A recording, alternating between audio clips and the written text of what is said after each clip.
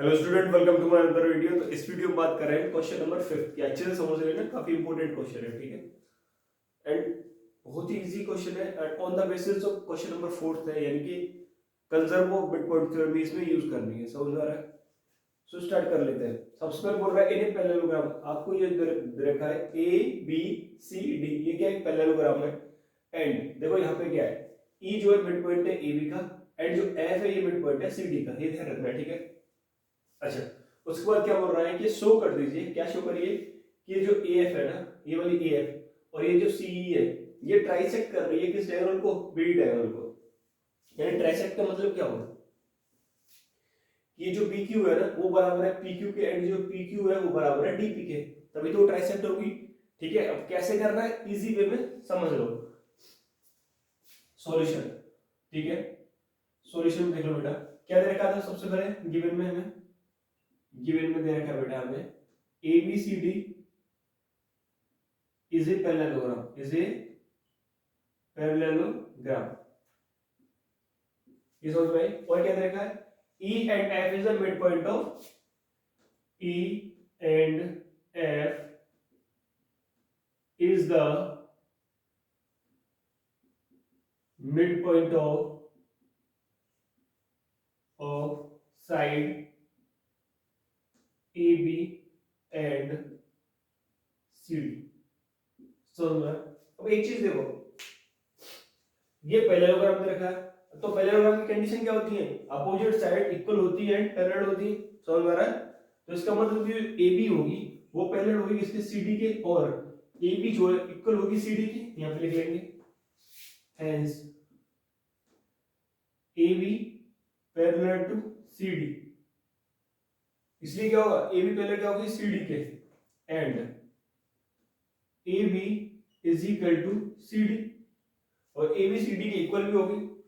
अब देखो, अब इसने क्या बोला कि जो E है ना वो मिड पॉइंट है किसका? AB का, एंड F जो मिड पॉइंट है किसका? CD का। इसका मतलब क्या लिख सकता हूं यहां पे? hence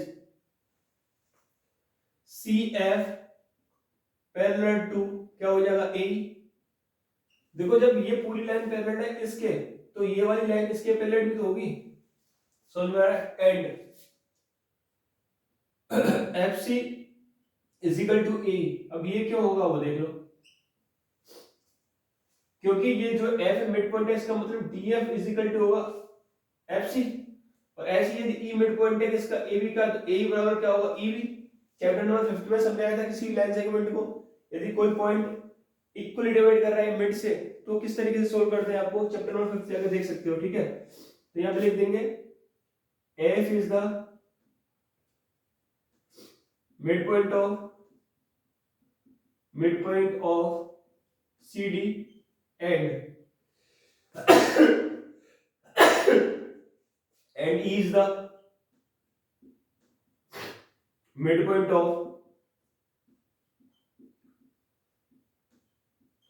AB। ठीक है, ये चीज लिख दी है। अब इसका जरूरत पड़ेगा इसलिए लिख दिया। अब हमें क्या करना है? टू प्रूव में क्या करना है? टू प्रूव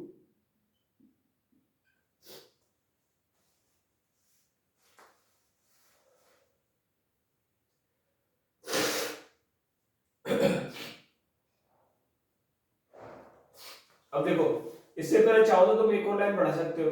क्या बढ़ाओगे? देखो, इसकी जरूरत पड़ेगी। अब देखो, ये जो CF है पैरेलल है A के, और CF है इक्वल टू A के। हेंस यहां पे क्या हो जाएगा? A, इसे इक्वेशन फर्स्ट मालूम है तो है AECF इज ए पैरेललोग्राम। ये क्या हो जाएगा? पैरेललोग्राम हो जाएगा फ्रॉम फर्स्ट से, ठीक है। अब यहां पे आते हैं टू प्रूफ में। टू प्रूफ टू प्रूफ में क्या करना है बेटा? हमें प्रूव करना है कि line AF and EC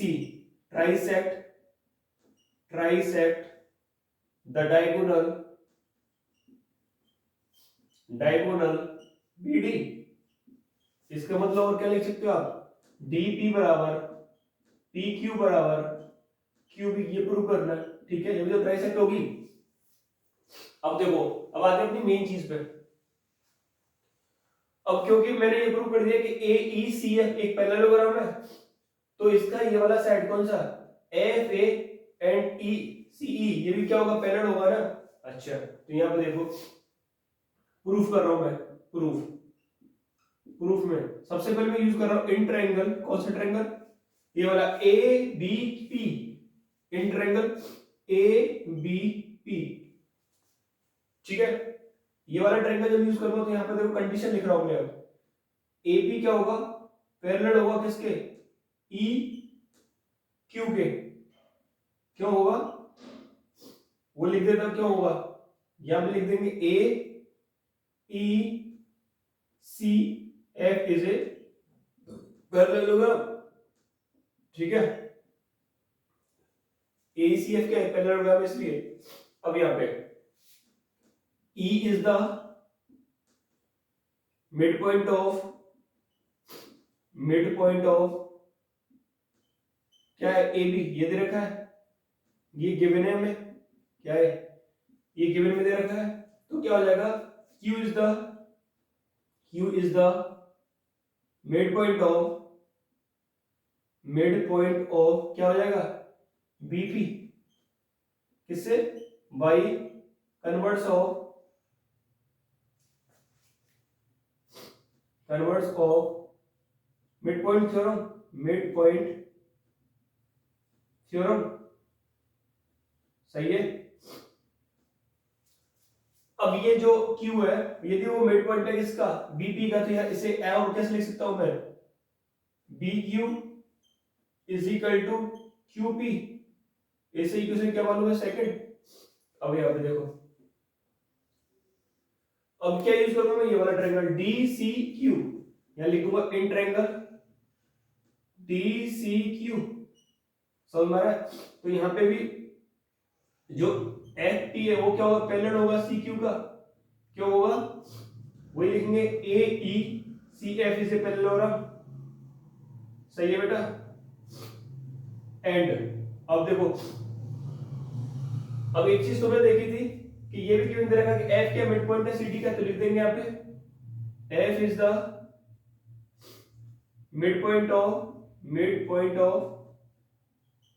CD, क्या ये भी गिवन दे रखा है, हेंस इसीलिए क्या हो जाएगा, P is the mid point of DQ, किससे हुआ ये, converse of mid point theorem, CMP लिख दिया मैंने शॉर्ट में, ठीक है, converse of mid point theorem.